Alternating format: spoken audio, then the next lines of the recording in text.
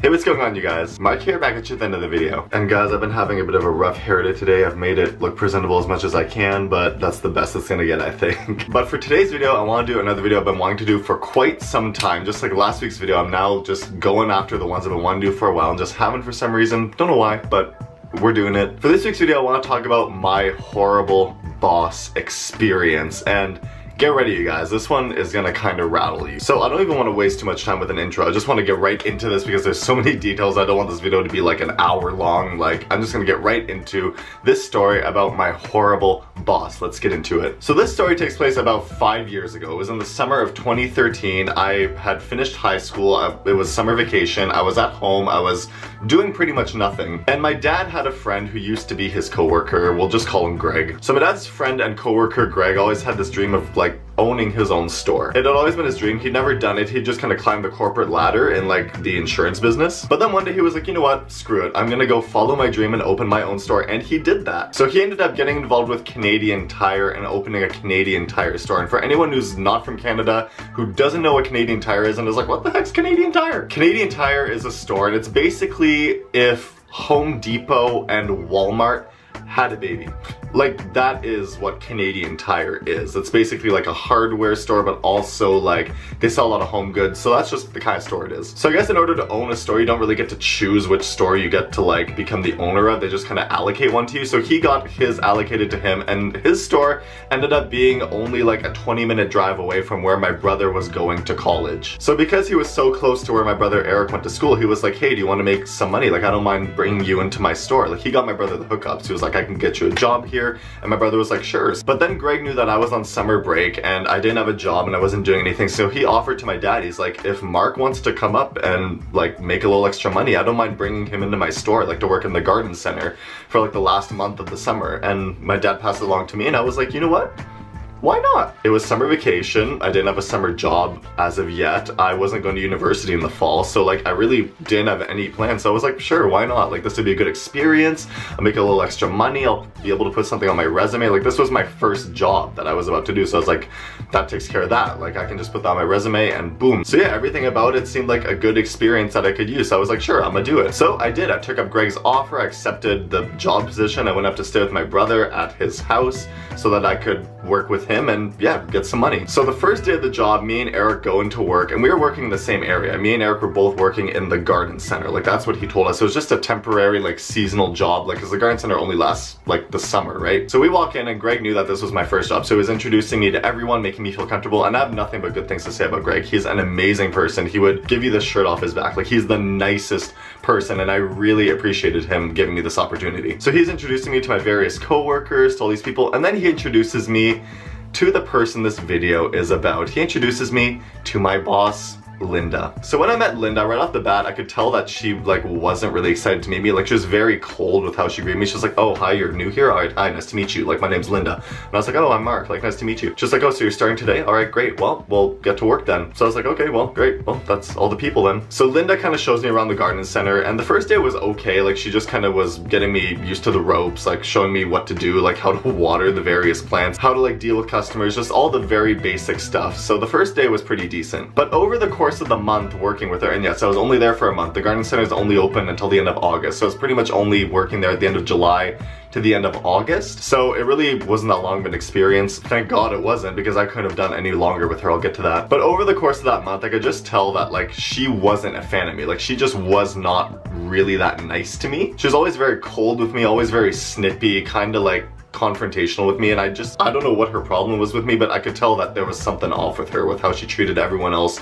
versus how she treated me. But how I knew that she was treating me differently was she kept giving all the other people, including Eric, like really easy jobs. Like, she'd be like, Eric, you go water the plants for a little bit, like just give them a little water. Mark, come with me. You need to pick up like 50 bricks. You also need to move this heavy object over there. You also need to take this down from there. You also need to, like, she was giving me like a list of labor intensive jobs, which, I mean, I'm there to work, like, it's my job, so I'm willing to do it. But I was like, why is everyone else doing like a lot of easy work and I'm here doing like all the brunt labor that like I should be getting help with? Like, she was isolating me to do it all by myself, and I was like, Huh? And it's also worth mentioning that for some weird reason, Greg and Linda both were very adamant about separating me and Eric. Like, they wanted us working separately. Like, they let us work together the first day, but then they were like, no, you guys need to be separate. Like, Mark, you need to be over there. Eric, you need to be over there. And to this day, I still don't get why that was, what their issue was, because me and Eric did our work. Like, we didn't goof off. Like, yeah, we were related.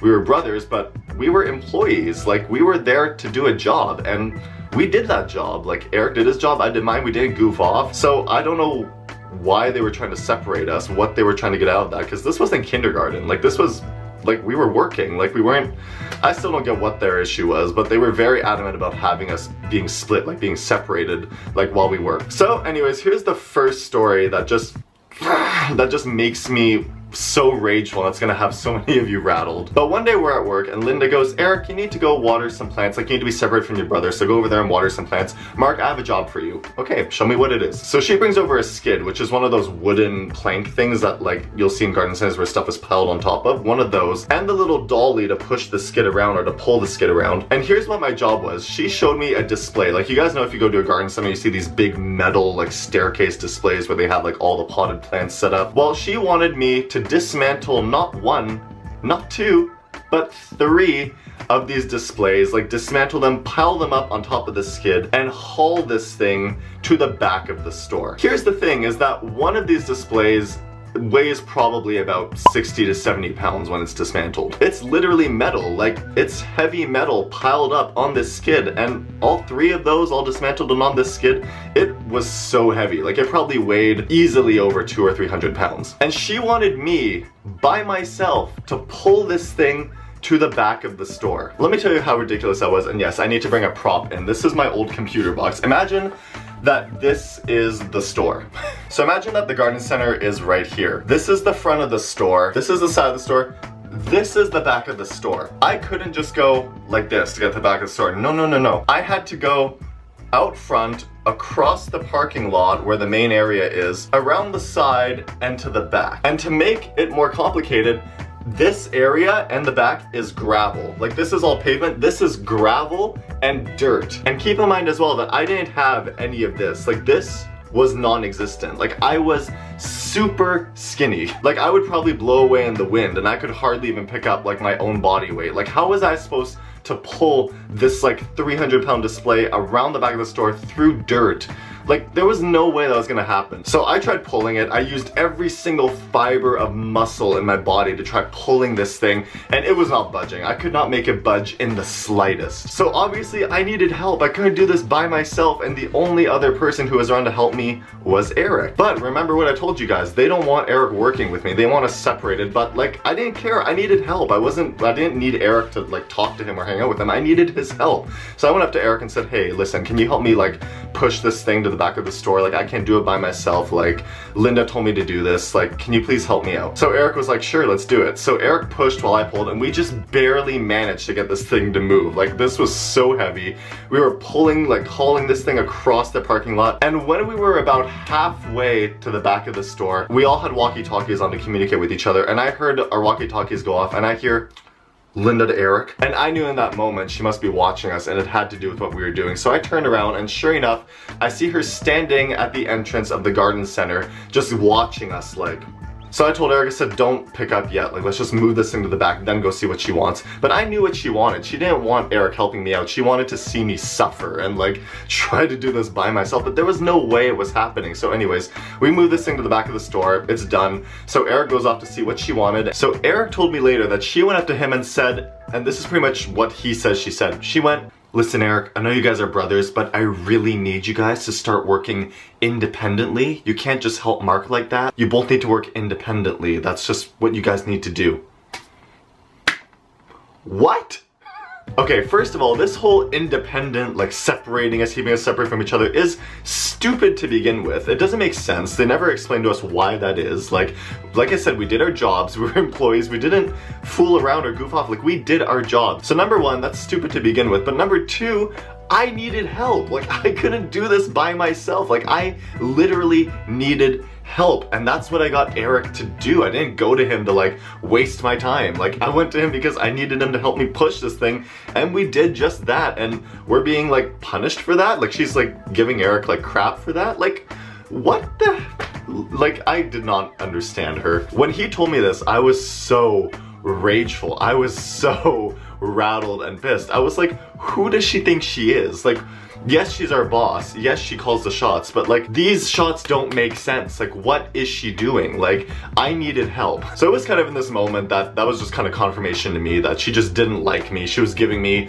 hard stuff to do that like she knew I was gonna have a really difficult time doing, just out of spite, like just to do it because she didn't like me. So it sucked, but it was kind of the confirmation. I was like, okay, I see how this is, Linda. I see how this is. So that's the first story that just makes my blood boil. But the second one happened actually on one of my last days of work there. Basically at this job, we worked 8 to 5. So this was like a pretty long day. And in that day, we got an hour worth of breaks. We had a 30-minute lunch and 2 15-minute breaks. So I would usually split my day up. I'd have the first 15-minute break, like after the first couple of hours of working. I'd have my lunch, you know, halfway through the day, and the last 15 minutes within the last couple of hours of working, just to kind of make the day go by. But one day I got talking to Eric, and I was like, you know, it'd be kind of fun is if I left that last 15-minute break till like literally my last 15 minutes so that I could get off work like 15 minutes earlier. Like, it would be allowed. Like, I'm legally allowed to have this 15-minute break. Like, this is what I'm allowed to do. And Eric had said he'd done that once before, so I was like, you know what, I'm gonna do the same thing. I kind of feel like doing that. So I worked like 5 hours straight without any break, as I was purposely saving this break till the very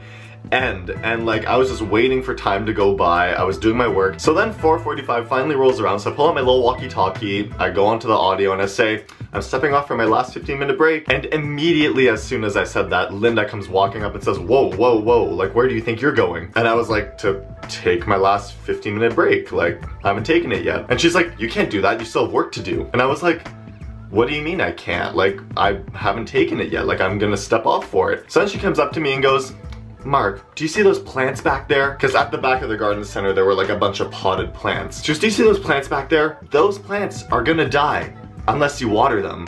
Like, do you understand? Like, they need water to live. And if you don't water them, they're gonna die. So, like, you need to water those. You can't go on your 15-minute break. You have to water every single one of those plants. And I was just like, can't Eric do it? Like, can't any of the other people in this department do it? Like, there's a few people looking for stuff to do. Like, I'm stepping off for my last 15 minutes. But I'm not really a confrontational person, so I just kind of bit my tongue and was like, all right, I'll get right on that. So I watered the stupid potted plants and forfeited my final 15-minute break, but I did add that 15 minutes onto my payroll for that day. So I made sure that that was accounted for. I made sure to note that I didn't take my last 15-minute break, but I was so pissed because I was like, I haven't taken my break yet. Like, I was about to do this, and here I am like having to water these plants that are clearly not going to die tomorrow. Like, let's be real. Like, she was just saying that to be, I was about to say it. She was just saying that to be challenging. But like, these plants were not going to die the next day. Like, that's not how it works. Like, unless they were on the brink of like death. Like, they were very clearly healthy plants. She was just doing that because she didn't want me to go off and like have my break and whatever. Like, still, there's not enough words to encapsulate just how much of a nightmare this woman made my first job experience, guys. Those were the two like main stories, but there were so many other little things where she was just being so mean to me for like no apparent reason, just like treating me differently than everyone else. Like I said, she'd give Eric like all these simple jobs. She'd be like, Eric, go put the signs on the displays. Mark, go lift like these 50 bags of soil over there. Eric, go water those plants over there. Mark, take apart these 3 displays, pile them up, and haul them across the parking lot. Eric, go sit out in the sun for a little while. You could use a break. Mark, come over here and like move every single one of these plants to this area. Like, it was just obvious that she was treating me differently than Eric and every other coworker in my department. Like, she was very purposely giving me a lot of difficult, brutal, labor-intensive jobs and not being that nice about it. Whereas with Eric, you know, she was being pleasant and giving him the easy jobs, and it was just, I'm really good at reading people. It was very obvious that something was up with me, and I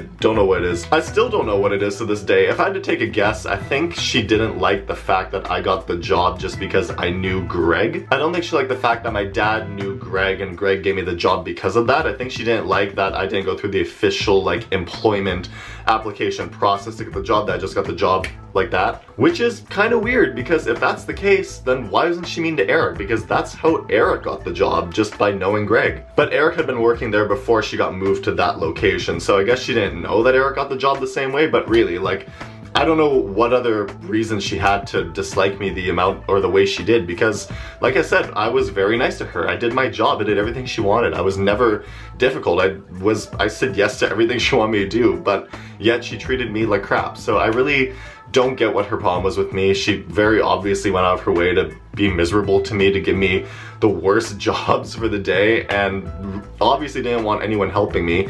So yeah, I don't know, it's a shame because I'm very grateful for that job. Like I said, nothing bad to say about Greg. I'm very grateful he gave me that job. I made some money, but for a first job experience, it was just really unfortunate that it wasn't that good. It really wasn't a good experience, you know, dealing with her every single day and just being treated like I was some crappy human being. Like, it just wasn't good. And yeah, but again, very grateful I got the opportunity, very grateful I made some money. It was an experience. If anything, it was a learning experience. I learned that eventually I don't want to have a boss because I don't want to be treated like crap. I'd rather be my own boss one day. So I learned a few things from that experience, but yeah, just overall it was a very negative experience, but again, grateful I made money. It is what it is. And here's the unfortunate part. As it turns out, 2 weeks after I stopped working at this garden center, Linda ended up actually quitting. Yeah, she quit. She just left. So yeah, I'm a little ticked about that because I would have probably stayed a little longer if she had been gone. Like, the fact that she was still there is why I left when I did. Like, I could have stayed probably another 2 or 3 weeks, but at that point I was so done with her. I was super homesick. Like, I really missed my hometown, and yeah, I just wanted to go home. I was so done with that experience and dealing with her, so I just left when I did.